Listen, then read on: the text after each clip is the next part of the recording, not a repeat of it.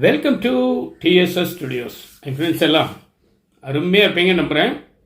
மீண்டும் ஒரு தம்பதி கதை. ஒரு வயதான தம்பதிகள், கணவன் மனைவி 2 பேரும் இருக்காங்க. ஒரே பெண்ணை கல்யாணம் பண்ணி கொடுத்தாச்சு. ஆனால் இவங்களுக்குள்ள சண்டை சச்சரவு தீரவே இல்லை, இன்னும் தீரலை. நீ அது சரியில்லை இது சரியில்லைன்னு கணவன் குறை சொல்கிறது, இந்த அம்மா அழுகிறது, இதே பொழப்பாக இருக்கு அவங்க வீட்டில். இப்படியே நாள் ஓடிட்டுருக்கு. பொண்ணு கணவன் வீட்டில் நல்லா சௌக்கியமாக இருக்கா. கணவனுடைய அம்மா அப்பா மாமனார் மாமியாரும் கூட இருக்காங்க. எல்லாத்தையும் சகிச்சுக்கிட்டு அவள் அழகாக குடும்பம் நடத்திட்டு இருக்கா. ரொம்ப நல்லா இருக்கா வாழ்க்கையில். இந்த அம்மா அடிக்கடி இந்த மாதிரி வருத்தப்பட்டு ஒரு நாளைக்கு பொண்ணு வீட்டுக்கு போகலாம் அப்படிங்கிற மாதிரி வராங்க. இந்த அம்மா வராங்கன்னே இந்த மகளுக்கு பயம். ஐயோ, மாமனார் மாமியார்லாம் இருக்கும்போது இவங்க வந்தாங்கன்னா நம்ம வீட்டு பிரச்சனைகள் வெளியே தெரிஞ்சிருமோங்கிற கவலை அவளுக்கு. அப்பா அம்மா சண்டை போடுறது வேறு விஷயம், அதை ஒன்றும் பண்ண முடியாது. அது அப்படியே கமுக்கமாக அந்த ஊர்லேயே வச்சுருக்கலாமே அப்படிங்கிற மாதிரி இல்லாமல் தெரிஞ்சிருமேன்னு கவலைப்படுறாங்க. அதே மீறி அந்த அம்மா வந்துட்டு ஒன்றுமே நடக்காத மாதிரி தான் இருக்காங்க. அப்படி தானே இருப்பாங்க. எல்லாம் பண்ணுறதெல்லாம் பண்ணிட்டு சாதாரணமாக இருப்பாங்க எல்லாருமே. பாதிக்கப்பட்டவங்களுக்கும் எரிச்சலாக இருக்கும், ஆனால் ஒன்றும் பண்ண முடியாது. அப்படியே இருக்கு. அப்படியே போயிட்டுருக்கு. ஒரு 2 நாள் ஓடுது.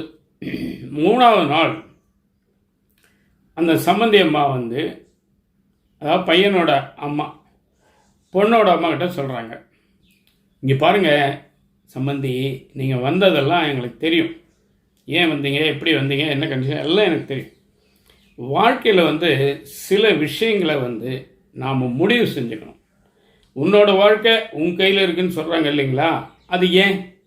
நீங்கள் எடுக்கிற முடிவில் தான் உங்கள் வாழ்க்கை சிறப்பாக இருக்கிறதோ வீணாக போகிறதோ சுமாராக இருக்கிறதோ நடக்க போகுது.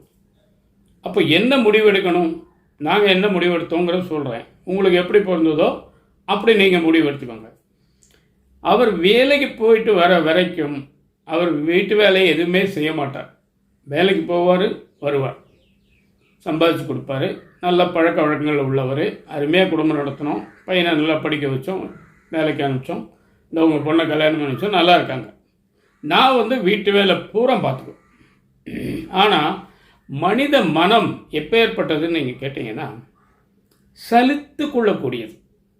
எதாக இருந்தாலும் சலிப்பு வந்துடும். நிறையா பணக்காரனாக இருந்தாலும் ஒரு ஸ்டேஜில் சலிப்பு வந்துடும். ரொம்ப ஏழையாக இருந்தாலும் ஆரம்பத்தில் ஆண்டவன் எனக்கு கொடுத்தது போதும் திருப்தி அப்படின்னு வாழ்ந்தாலும் ஒரு ஸ்டேஜில் அவனுக்கும் சலிப்பு வரும். இதை மாற்றுறதுக்கு என்ன வழின்னு கேட்டால் நாங்கள் கடைப்பிடிச்ச வழியை உங்களுக்கு சொல்கிறோம், நீங்கள் முடிவு பண்ணிக்கோங்க அப்படின்ட்டு. ரிட்டையர் ஆன பிறகு அவருக்கு என்ன பண்ணுறதுன்னு தெரியாது, வீட்டில் இருக்கார். ஆனால் மறுபடியும் பேங்க்குக்கு போகணும், போஸ்ட் ஆஃபீஸ் போகணும், அந்த வேலை பார்க்கணும், கடைக்கு போகணும் அப்படின்னா அவருக்கு சலிப்பாக தான் இருக்கும். அதனால் என்ன பண்ணார், அவராக விரும்பி ஒரு நாள் நான் சமையல் கற்றுக்கிறேன் அப்படின்னாரு. நல்லதாக போச்சுங்கிற மாதிரி நான் சொல்லி கொடுத்தேன். அவராகவும் பழகிட்டார். நம்ம செய்கிறத விட நல்லாவே செய்கிறார்.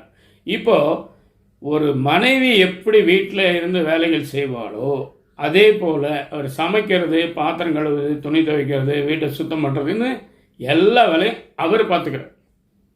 அதே மாதிரி என்னை கொஞ்சம் கொஞ்சமாக ட்ரெயின் பண்ணி எனக்கு வெளி உலக பழக்கமே இல்லாமல் இருந்த என்னை இப்போ நான் போஸ்ட் ஆஃபீஸ் போகிறது, பேங்க்குக்கு போகிறது, கடைக்கு போகிறதுன்னு எல்லா வேலையும் நான் பண்ணிகிட்ருக்கேன். இதனால் என்ன லாபம்னு கேட்டிங்கன்னா, வீட்டுக்குள்ளேயே அடைஞ்சு கிடந்த எனக்கு வெளியில் போயிட்டு வர்றது வித்தியாசமாக இருக்குது, சலிப்பு தட்டலை.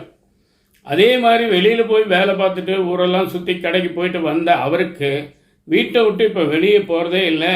வகை வகையாக சமைக்கிறார். இன்னைக்கு கூட நீங்கள் அவருடைய சமையல் தான் சாப்பிட போகிறீங்க. சாப்பிட்டுட்டு சொல்லுங்கள், பெண்கள் சமையல் பெருமையா, ஆண்கள் சமையல் பெருமையா, பண்டிமண்டமே வச்சாலும் வைப்பாங்க. அந்த மாதிரி ஒரு சேஞ்ச் ஆஃப் லைஃப் இருந்தால் மட்டும்தான் மனிதனுடைய மனம் இலகுவா, யதார்த்தமாக, சாதாரணமாக, ஜாலியாக இருக்கும்.